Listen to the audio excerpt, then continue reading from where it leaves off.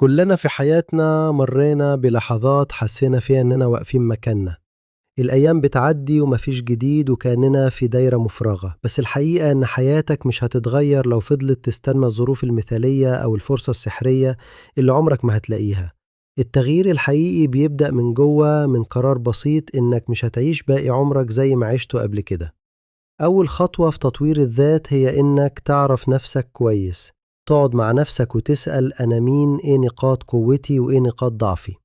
السؤال ده لوحده ممكن يفتح لك أبواب جديدة لأنك هتشوف نفسك بوضوح. مفيش حد كامل، لكن الشخص الذكي هو اللي يستغل قوته ويشتغل على ضعفه بدل ما يسيبه يعطله. بعد كده لازم تحط أهداف واضحة. مفيش حاجة اسمها أنا عاوز أنجح وخلاص، النجاح كلمة عامة جدا.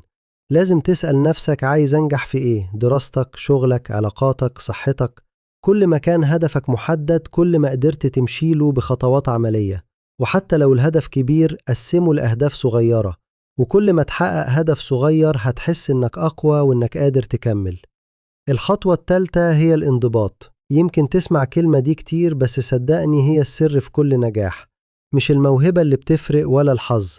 اللي بيصنع الفارق هو الالتزام اليومي بخطوات صغيرة. يعني لو عايز تقرأ كتاب ما تقولش هخلصه في يوم، لكن اقرأ كل يوم 10 صفحات ومع الوقت هتلاقي نفسك خلصت عشرات الكتب.